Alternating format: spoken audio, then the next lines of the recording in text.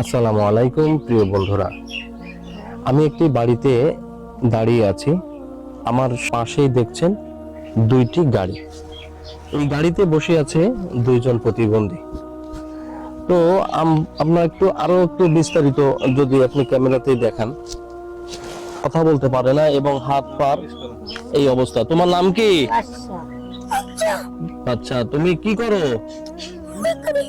ভিক্ষা করো। তুমি হাঁটতে পারো? আচ্ছা। আর এই গাড়িতেই আছে মেয়ে বাচ্চা, যার দুইটি পাই বিকলাঙ্গ। আপনারা দেখছেন দুইটি পাই বিকলাঙ্গ। আরো একটি ভাই ওর প্রতিবন্ধী, কথা বলতে পারে না, এক পর্যায়ে পাগল বলা যায়। সম্পর্ক হচ্ছে এরা দুই ভাই, আপন দুই ভাই, আর এ হচ্ছে ভাগ্নে। তো একই পরিবারে তিনজন লোক প্রতিবন্ধী। খুবই হৃদয় বিদারক, দুঃখজনক। তো দেখছেন একই পরিবারে তিনটি লোক প্রতিবন্ধী। মায়ের সাথে আমি কথা বলবো। আপনার নাম কি? সালেয়া। গ্রাম? ছোট ভাই দে। আচ্ছা, আপনার এই যে কয় সন্তান প্রতিবন্ধী? দুই ছেলে প্রতিবন্ধী। দুই ছেলে প্রতি। এই আপনার সংসার কিভাবে চলে? এই যে আমি আপনাকে দুয়ারে আপনাকে আনি। আচ্ছা, এক কথায় মনে করেন গ্রামে অথবা বাজারে যে ভিক্ষা করে, এই গাড়ি নিয়ে ঠেলে ঠেলে ওনারা হাটে বাজারে ভিক্ষা করে অথবা বাড়িতে বাড়িতে যায়। একটি বিষয় হচ্ছে, আমরা এখানে মূলত আসছি ওনার যে ঘর, এই ঘরে ওনার থাকার মতন অবস্থা নাই। আমরা ঘরের বিস্তারিত দেখাবো আপনাদের। এই ঘর থেকে পানি পড়ে এবং একই ঘরে অনেক লোকের বসবাস। তো এখানে দুইটি ছেলে প্রতিবন্ধী, একটি মেয়ে, তারও আর একটা বাচ্চা প্রতিবন্ধী। তো এই তিন প্রতিবন্ধী নিয়ে উনি এই ঘরের ভিতরেই থাকে। খুবই দুর্বিষহ অবস্থা এবং কি ওনাদের ঘরের ভিতরের অবস্থা। আর ঘরের ভিতরে ঢুকছি, ঘরের অবস্থা কি একটু দেখাবো। আচ্ছা, এটা হচ্ছে ওনাদের একটি থাকার জায়গা। দেখেন, আমি ভাই মাথা উঁচু করে দাঁড়াতে পারতেছি না। তো এইরকম একটা পরিস্থিতিতে এইখানে থাকে দুইটি প্রতিবন্ধী ছেলে। এবং এই যে দেখেন, পশুর সাথে তাদের বসবাস। এটি একটি ছাগল। এই ছাগল এবং হাঁস মুরগি যেখানে থাকে তার ঠিক পাশেই ওনাদের থাকার ব্যবস্থা।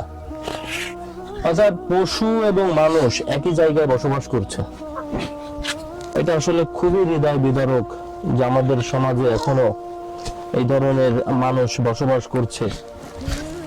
আমার জীবন আছে, যারা অর্থবিত্তশালী লোক আছে, আমরা আল্লাহর কাছে কি জবাব দেবো আমার বুঝে আসে না।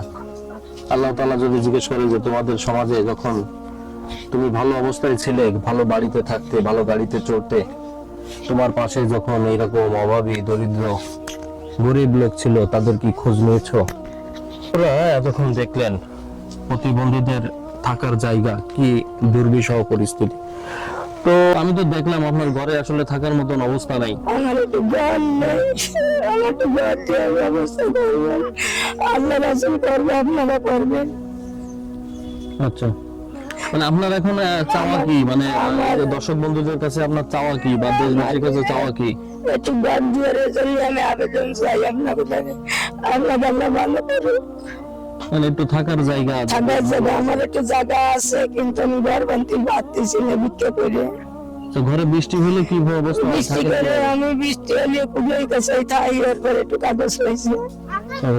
তো এখানে আসার পরে সৃষ্টিকর্তার কাছে লাখো কোটি শুকরিয়া যে আল্লাহ তাআলা আমাদের সুস্থ স্বাভাবিক জীবনযাপন করাচ্ছেন। তো আমি এখানে এসে এই পরিবারটিকে দেখে আমি কৃতজ্ঞতা, আল্লাহ তাআলার দরবারে কৃতজ্ঞতা শেষ করতে পারবো না। তো প্রিয় বন্ধুরা, আপনারা যারা দেখলেন, যারা সমাজে সামর্থ্যবান আছেন, আমি আশা করি ওনারা এই পরিবারের কাছে আসবেন অথবা এই পরিবারের পাশে দাঁড়াবেন। এই যে ঘরের অবস্থা দেখলাম এবং ওনাদের সাথে কথা বললাম, তো আমরা ওনাদের আশ্বস্ত করছি যে ওনাদের এই ঘরের দায়িত্ব আমরা ইনশাল্লাহ নিব এবং ওনার এই ঘরের যে সমস্যা আছে সেগুলো আমাদের সামর্থ্য অনুযায়ী যতটুকু পারি চেষ্টা করব।